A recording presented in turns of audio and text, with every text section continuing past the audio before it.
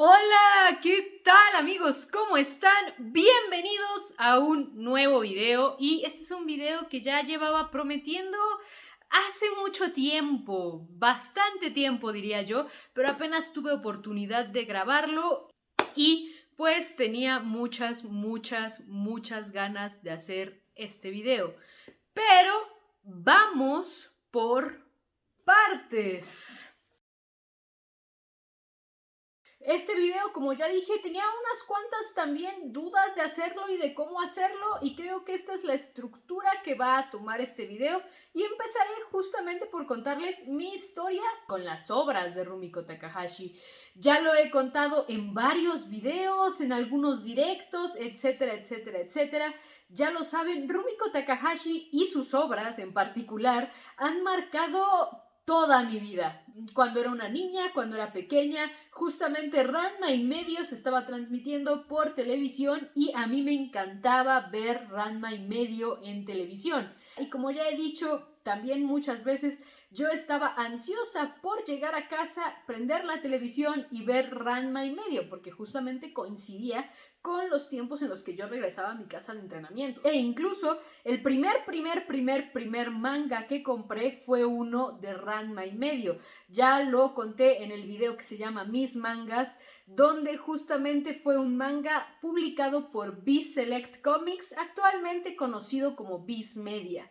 Entonces, Ranma y medio marcó definitivamente mi infancia y es una de las obras de Rumiko Takahashi que he visto, revisto, leído y releído infinidad de veces y lo seguiré haciendo todo el tiempo. Ranma y medio ha sido una constante en mi vida, siempre, y el cariño que le tengo a Ranma y medio es muy grande. La siguiente obra que marcó mi vida pues fue nada más y nada menos que Inuyasha, cuando era justamente adolescente, y estamos hablando de 13, 14, 15 años más o menos. El último capítulo de Inuyasha se publicó cuando yo tenía 15 años e Inuyasha fue la primera historia que vi terminar primero en manga y después en anime. Leí el final del manga casi que a la semana que salió, a los pocos días que salió, porque cuando terminé de ver el anime de Inuyasha ya estaba cercano el manga a terminar.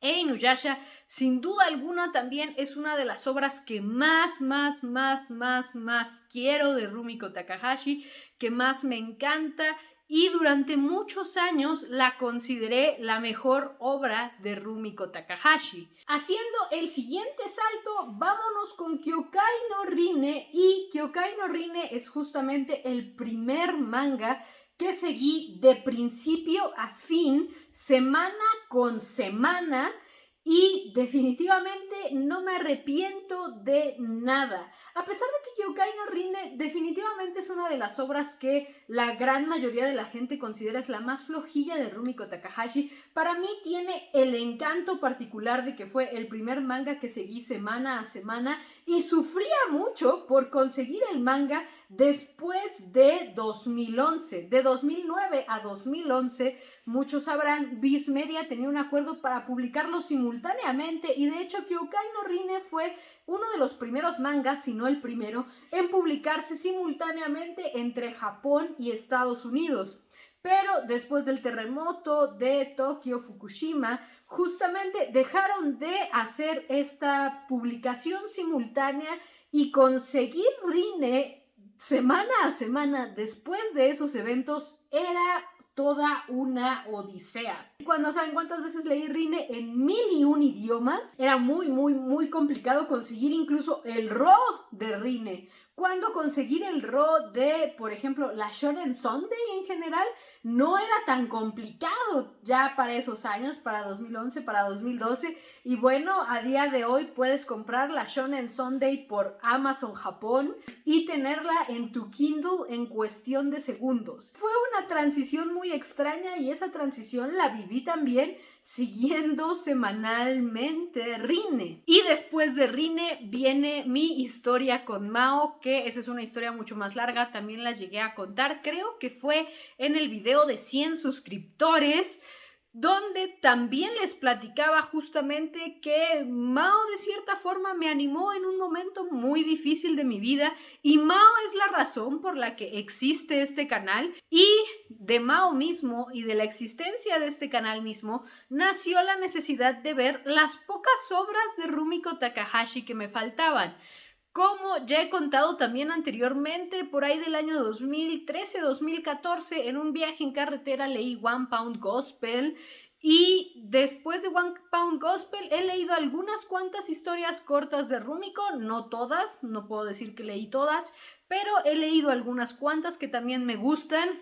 Y las únicas obras que me faltaban para cuando inicié este canal eran justamente las otras dos obras largas que tienen, Meso Nikoku y Urusei Yatsura. Y mientras que del lado de Urusei Yatsura no puedo hablar mucho porque solo he leído los tomos que están viendo aquí en pantalla, pero en este canal y con los suscriptores que iban llegando, tomé la decisión de ver Meso Nikoku al principio semana a semana, después fue un horario bastante errático, al final acabé viendo como 10 capítulos en un día, pero terminé Meso Nikoku en este canal después de un periodo más o menos de 1 año y medio y al menos para mí, con todos los conocimientos que tengo de las obras de Rumiko Takahashi, puedo decir que para mí, Meso Nikoku es la mejor obra de Rumiko Takahashi y es por eso que le voy a dedicar este video. Les voy a ser sincera, todo este tiempo, durante toda mi vida, siempre he sabido mucho más de Urusei Yatsura que de Meso Nikoku. De Meso Nikoku también durante toda mi vida y a pesar de que siempre estuvo presente, ya también lo mostré en el video de mis mangas, en el primer manga que compré de Ranma y medio, venía un catálogo donde lo que más promocionaban eran los volúmenes de Meso Nikoku. A pesar de todo eso, lo único que supe durante toda mi vida hasta hace 1 año y medio, por llamarlo de alguna forma, hasta hace 1 año y medio que empecé a ver Meso Nikoku, es que Meso Nikoku trataba de una casa de huéspedes. Y empecé ese anime aquí en el canal con cero conocimiento de lo que sucedía. No tenía absolutamente idea de nada y el hecho de que la serie fuera muy vieja también me ayudaba a que nunca había visto ninguna clase de spoiler, ni de imagen, ni de nada de Meso Nikoku. Debo confesar que estoy muy sorprendida que eso pasara así porque Meso Nikoku a día de hoy está en mi top 3 de animes que más me han gustado en la vida. Literalmente, top 3. Entonces, y he visto bastantes animes a lo largo de mi vida, así que llegar a un top 3 es una gran hazaña. Y Meso Nikoku se encuentra en el top 3. Y también debo ser sincera, cuando empecé a ver Meso Nikoku en esa antigua habitación que algunos de ustedes recordarán, estaba en una situación no igual, definitivamente no igual, porque yo ya había terminado la universidad, pero en una situación muy similar a la de Godai.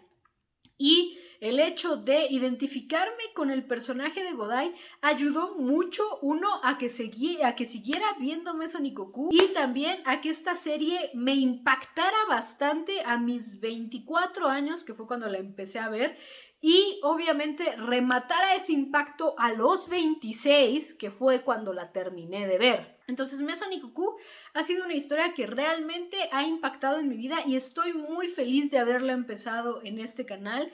Estoy muy feliz de haberla visto en este canal. Pero hablemos mucho más a detalle de Meso Nikoku. Meso Nikoku es la prueba exacta de que no necesitas un género complejo ni una narrativa complicada, nueva, armada ni pretenciosa para hacer una gran historia. Meso Nikoku, en cuanto a género y en cuanto a historia, me parece que es la cosa más simple de la vida. Y Meso Nikoku tiene todos los elementos como el melodrama más simple, pero también el melodrama más perfecto. Tiene comedia romántica, slice of life, coming of age. Tiene muchísimos minigéneros que están incorporados en el melodrama, todos contados y desarrollados de una manera bastante sencilla, pero que a la vez envuelve la complejidad de la naturaleza humana, y eso hace que Maison Ikkoku sea una historia encantadora, porque es encantadora, pero también que refleja mucho la realidad de muchas personas, y esto hace que los personajes principales sean muy empatizables y que la historia en general sea bastante digerible, pero también que cause un verdadero impacto y una verdadera experiencia estética en las personas que están mirando Maison Ikkoku.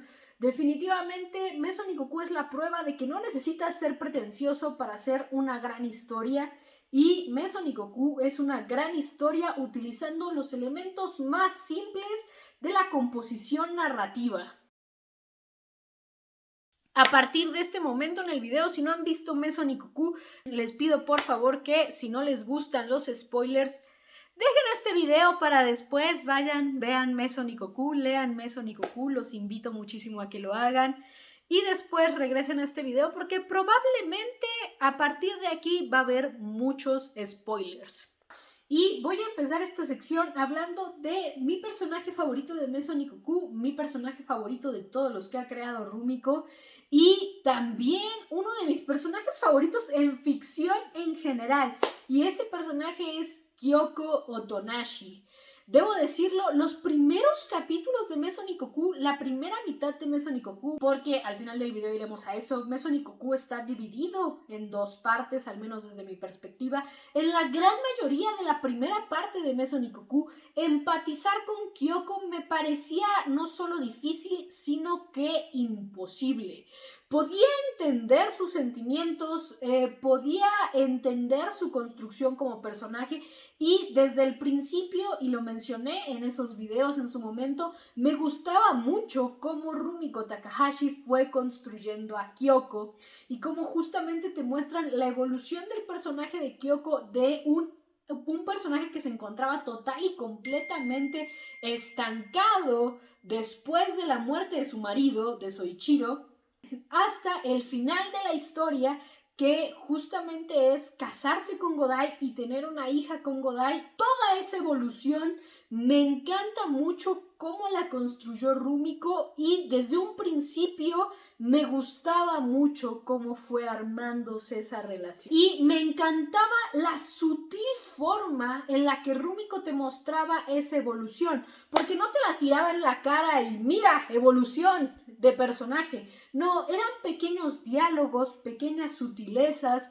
pequeños momentos, y también las personas que hicieron la animación en Estudio Dean lo hicieron perfectamente, porque esos pequeños momentos, esos pequeños diálogos, Estudio Dean los montó en una forma maravillosa y que realmente notaras el impacto del personaje. Los dos momentos que más me han gustado de Maison Ikkoku tuvieron también mucho que ver con el montaje. El primer momento fue el "te puedo esperar un año más" de Kyoko en la cafetería con Godai, y obviamente la cereza del pastel y el momento que más me ha encantado de todo Maison Ikkoku, y que también demuestra una gran evolución en Kyoko y todo el camino que tuvo que recorrer Kyoko dentro de la historia para poder abrir su corazón a Godai y para poder iniciar esta relación con Godai, es justamente el momento de "prométeme, aunque solo sea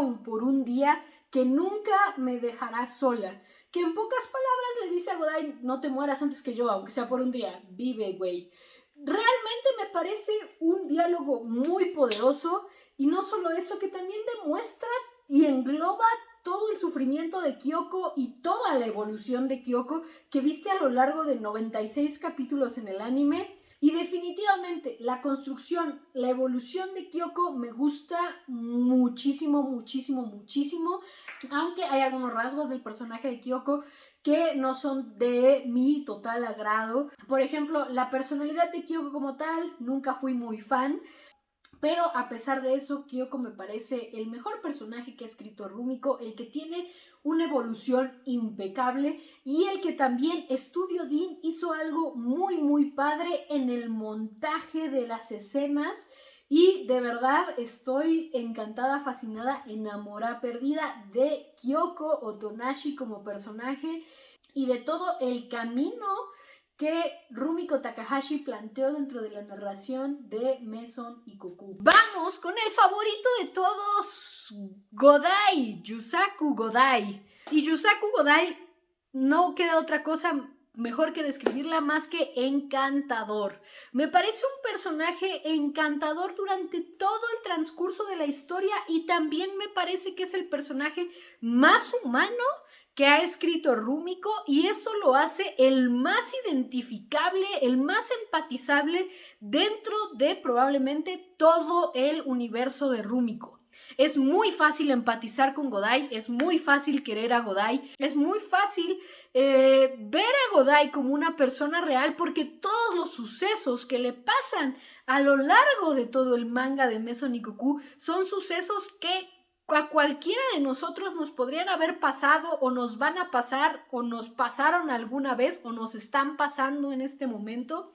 Y entonces crea una atmósfera de identificación con ese personaje que es sinceramente encantadora por la personalidad misma del personaje, y hace que Godai también sea un personaje que en algún punto digas, creo que conozco a un Godai, y creo que en algún punto de mi vida he sido un Godai. Es algo increíble lo que Rumiko hizo con el personaje de Godai. No es que te sientas 100% identificado con Godai, pero hay momentos en donde realmente puedes entender al personaje desde esta perspectiva, y eso hace simplemente a Godai un personaje encantador y sencillamente me gusta mucho. En cuanto a construcción de personaje, a diferencia de Kyoko, Godai no evoluciona tanto a lo largo de la historia, pero es que no es necesario evolucionarlo tanto a lo largo de la historia. Y esto me estoy hablando en cuanto a construcción de personaje. En cuanto a construcción de su vida, Godai es el que evoluciona dentro de la historia.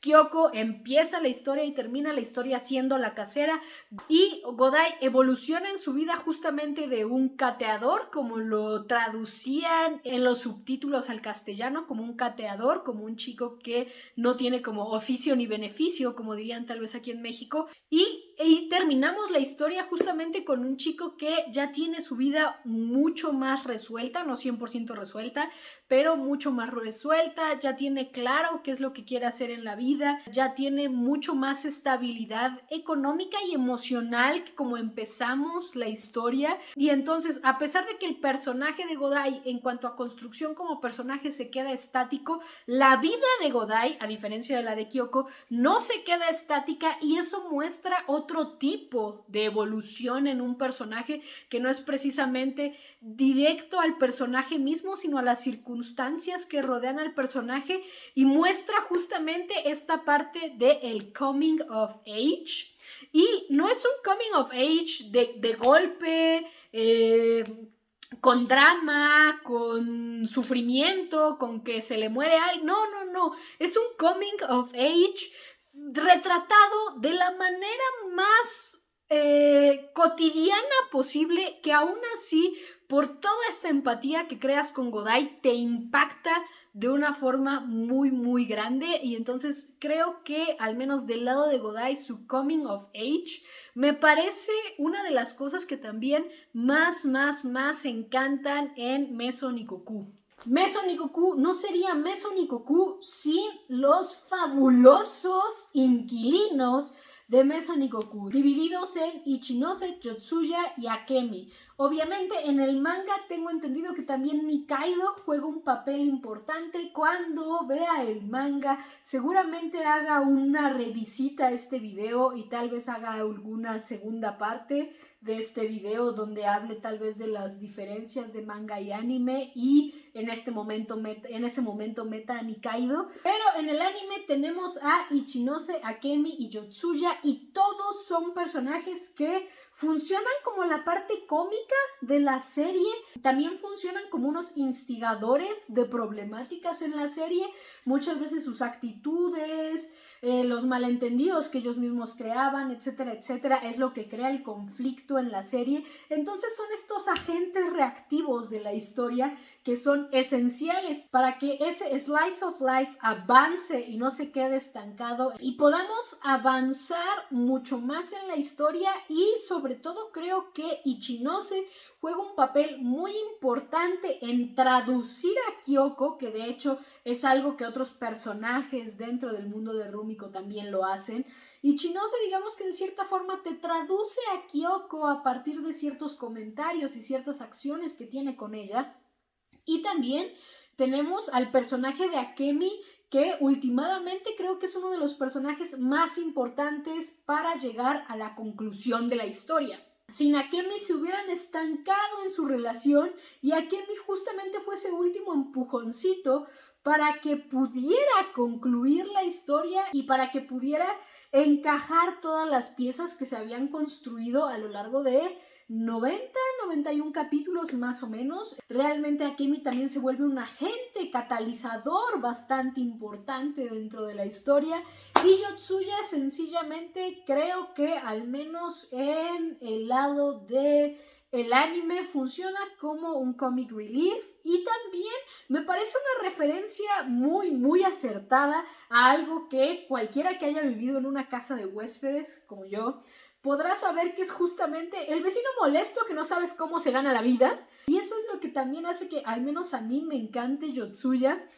porque representa a ese vecino que en muchas casas de huéspedes es real que existe alguien así, y que también funciona como este agente molesto del lado de Godai, que de alguna u otra forma también crea malentendidos, le quita la comida, le invade su privacidad y genera también cierto conflicto. Entonces todos los inquilinos me encantan y definitivamente también son una parte muy rescatable de Mason Ikkoku.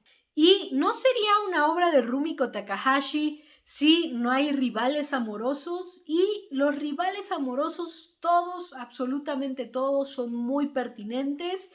Y sinceramente creo que todos eran incluso hasta necesarios para evolucionar la historia. Empecemos con el rival amoroso más molesto, Yagami, que al principio cuando aparece Yagami me parecía un personaje bastante necesario para avanzar la historia, y también necesario por el hecho de que Kyoko de cierta forma se identificaba con algunas cositas de Yagami. Y esto hacía una dinámica interesante entre Kyoko, Yagami y Godai, que definitivamente a mí me encantó ver.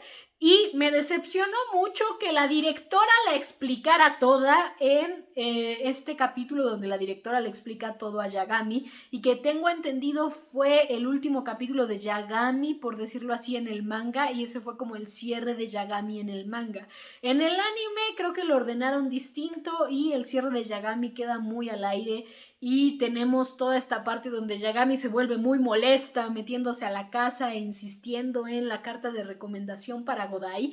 Aún así creo que Yagami fue un elemento importante y definitivamente una de las cosas rescatables dentro de su participación de Mason Ikkoku fue los paralelismos que creaba Kyoko misma con ella, pero también la rivalidad y esta declaración de guerra que hace Kyoko con Yagami. Notaban los ataques de un flanco y del otro, y definitivamente fue algo que me encantó muchísimo ver. Vamos con el personaje que más conflicto me ha causado en mi corazón, y ese es Mitaka. Mitaka era el rival perfecto. Mitaka era un hombre que ya tenía toda su vida hecha, toda su vida resuelta, era rico, guapo, y además tenía ratos en los que era realmente una buena persona. Y no solo eso, Mitaka mismo se esfuerza por superar su miedo para poder estar con Kyoko, porque sabía lo importante que es: soy Chiro el perro, para Kyoko. Entonces todo ese trabajo y toda esa construcción de Mitaka a mí me encantaban. A mí Mitaka como rival me fascinaba y justamente esto es una de las cosas que Rumiko solamente exploró en Meso Nikoku y me hubiera gustado que hubiera explorado en alguna de sus otras series. Estas dos en específico. Mao también está entre esas otras series que me gustaría que exploraran. En este momento sería como a futuro esa posibilidad. En Meso Nikoku sí lo hizo y es justamente el hecho de que Mitaka sí era el mejor partido para Kyoko pensándolo fríamente.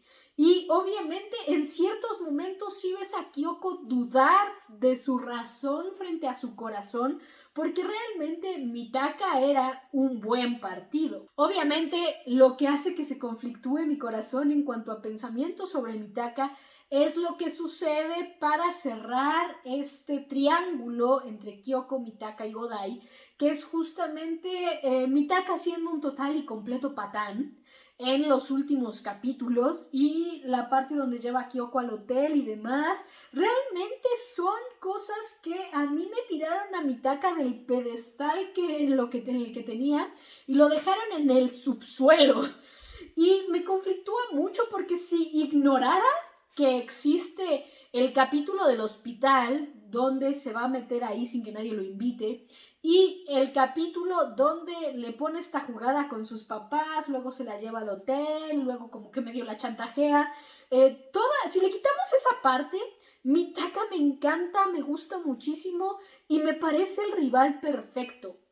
Si le ponemos esa parte, Mitaka se me cae al subsuelo y entonces estoy conflictuada en cuanto al personaje de Mitaka, pero realmente como rival funcionó muy muy bien e incluso la forma en la que Rumiko lo tira como rival me parece que era necesaria por el hecho de que lo hizo muy perfecto al principio. Entonces, de cierta forma, me decepcionó un poco el final de Mitaka, pero todo el resto de Mitaka me gusta mucho y Mitaka me parece increíble. Y para rivales increíbles, tenemos a Kozue Nanao.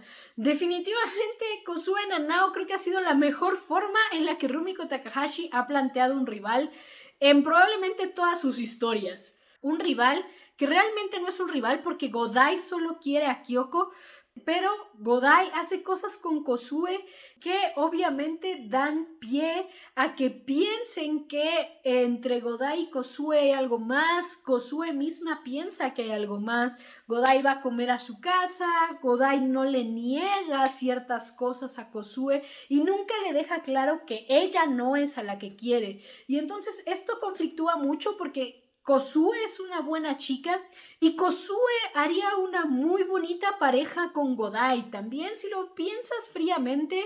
Y si Rumiko hubiera decidido irse por ese lado con Godai, que no lo hizo, esto sí no lo hizo, también Kozue para Godai hubiera sido una mejor opción que Kyoko, así como Mitaka hubiera sido una mejor opción que Godai para Kyoko. Kozue hubiera sido una mejor opción para Godai que Kyoko. Entonces funciona de una forma muy similar a la de Mitaka, pero a diferencia de con Mitaka, en este lado Godai nunca quiso a Kozue y Godai solo tenía ojos para Kyoko, que eso es otra cosa que también me gusta mucho de Meso Nikoku, pero que también nos lleva a este conflicto final. Y sinceramente la escena de despedida de Godai y Kozue con todo y la canción, que ya saben que es una de mis canciones favoritas de Meso Nikoku, la de diseño de una diosa, Yonara no de San o de Sin, a veces la he visto como de San, a veces la he visto como de Sin, con esta canción de fondo con la despedida de Godai y Kozue, definitivamente también resume muy bien toda la historia de Kozue y de Godai. Y sinceramente, Kozue junto con Mitaka para mí son los mejores rivales que ha creado Rumiko en la historia. Hay muchos más personajes secundarios, incidentales y terciarios que también son un gran elemento agregado a la historia. Ya saben, el club de marionetas, la abuela de Godai, el señor del parvulario, las muchachas random del parvulario. Todos esos personajes incidentales repercuten muy bien también en la historia de Kyoko y Godai, pero vamos a dejarlo solamente con esta pequeña mención en este video para que tampoco no se haga muy largo. Y definitivamente me encantan todos, absolutamente de ellos, sobre todo la chica de la KGB. No sé por qué, la tengo en mi corazón. La construcción de Meso Nikoku. Esto va a ser algo muy simple. Meso Nikoku para mí está dividida en dos partes, que es justamente del 1 al 48 y del 48 en adelante. Pareciera ser que está justo partida a la mitad, tomando en cuenta que son 96 capítulos y que 48 sería justamente la mitad. Está justamente a la mitad. No sé si fue intencional del lado del anime, pero tampoco dudaría que en el manga funcionara muy cercano a la mitad o similar a la mitad. La primera parte de Meso Nikoku, en pocas palabras, se podría resumir en todo este proceso que tiene que vivir Kyoko para superar la muerte de Soichiro y para empezar a ver la posibilidad de rehacer su vida. Todo esto sucede en un proceso un poco lento y en capítulos donde son pequeños momentos en donde ves esta evolución de Kyoko y obviamente donde hay otros elementos añadidos a la trama. Entonces, esta primera parte, estos primeros 48 capítulos, el 48 creo que es justamente el capítulo de la almohada, que ya deja en definitiva el hecho de que Kyoko quiere rehacer su vida y que ya sabe con quién quiere rehacerla, pero ella aún no se atreve a decirlo expresamente. Me parece, creo, una construcción lenta, pero que culmina en dos momentos muy grandes, uno siendo justamente el de la almohada y el primer momento siendo justamente el momento de Kyoko y Godai en la cafetería y el te puedo esperar un año más. Esta primera parte de Meso Nikoku creo que es lenta, pero es lenta con razón, porque es justamente ver desde tus ojos de audiencia todo ese proceso de superación de Kyoko hacia la muerte de Soichiro y el hecho de que tiene que rehacer su vida y su vida no se acabó con la muerte de Soichiro. Todo esto me parece muy importante y creo que está construido en la primera parte de Meso Nikoku y esto hace que esta primera parte, a pesar de lenta, sea una parte esencial de toda la historia. Y la segunda parte, que es la segunda parte favorita de todos, es justamente el quiero rehacer mi vida y justamente en ese quiero rehacer mi vida es donde empezamos también el coming of age de Godai y donde también empezamos a ver muchos más elementos del melodrama y donde empezamos a ver las piezas planteadas en la primera parte empezar a moverse y empezar a encajar. Entonces me gusta mucho que la segunda parte empiece a encajar las piezas, también nos presenta Yagami y en la segunda parte tenemos una parte muy cargada hacia Yagami que también es importante para poder evolucionar a Kyoko en el sentido de ahora quiere rehacer su vida, ya sabe con quién quiere rehacerla, pero tiene que dejar de ser una cobarde, que es justamente con lo que en el manga cierra Yagami y con lo que en el anime fue hasta ese punto donde Yagami me seguía cayendo bien. Tiene que dejar de ser una cobarde para avanzar en su relación con Godai y creo que Yagami funciona muy bien como este punto catalizador de esta segunda parte y por eso Yagami me parece un personaje esencial. El único problema que yo tengo con Yagami es que no sé si es por cómo lo construyeron en el anime o en el manga se percibe igual, pero cuando va a meterse a la casa y está dure que dale con la carta de recomendación de su papá para Godai, en esta parte yo en lo personal creo que Yagami ya estaba de más y la historia se me estancó bastante con Yagami ahí metida en la casa. Me desesperaba, cada capítulo me desesperaba, cada momento me desesperaba y la historia yo la percibía estancada. En algún punto llegaron a comentarme incluso que podría ser intencional justo como para reflejar en el espectador la frustración de Godai por no poder encontrar trabajo, pero aún así Yagami como tal en toda esa parte me pareció muy molesta y de cierta forma me estancó la historia. Creo que ese es mi problema con Yagami en particular, pero en general creo que Yagami como punto catalizador de la historia en un principio funcionó perfectamente. Y la serie justamente termina con una serie de momentos de cierre con los rivales amorosos. Con Yagami creo que fue el primer momento de cierre que tuvimos. En el manga sabemos que es con la profesora explicándole toda la historia a Yagami, que eso no me gustó, pero los que ven mis videos de Yashahime y los que vieron esos videos de Meso Nikoku saben que odio que me expliquen la historia que ya vi. Pero con Yagami tenemos ese cierre, con Mitaka tenemos su cierre con Asuna, la chica de los perros, y obviamente Kozue tenemos el cierre con este chico random genérico que le pide matrimonio y que desencadena también los eventos del final de Meso Nikoku. Y obviamente el final de Meso Nikoku no podría haber sido más perfecto, con el diálogo de Kyoko de aunque sea por un día, júrame que no me vas a dejar sola, con el hasta luego Soichiro, justo enfrente de la tumba de Soichiro, y obviamente con el gran cierre de la boda de Kyoko y Godai y obviamente con el nacimiento de su hija. Todo esto me parece maravillosamente bien construido y me encanta en todos y cada uno de sus puntos de construcción. Y esto hizo que Meso Nikoku, aunque ya estaba en 100, pasara a 1000 y definitivamente catapultara a la historia dentro de uno de mis animes favoritos de todos los tiempos, el número 3 para ser específico. Y también que fuera el anime con el que más me he sentido identificada y el que más humano me parece. Este sí es el puesto número 1, el anime con el que más identificada me he sentido y me ha parecido más humano es definitivamente Meso Nikoku. Y definitivamente creo que veo muy difícil que alguna otra historia llegue al nivel de Meso Nikoku. Y no me cierro a la posibilidad de que esta historia le gane a Meso Nikoku, aunque en este momento lo veo muy difícil. Porque, en conclusión, Meso Nikoku es la mejor historia de Rumiko Takahashi. Pero, como siempre, lo que más me interesa es todo lo que ustedes piensan, todo lo que ustedes opinan, todos sus comentarios.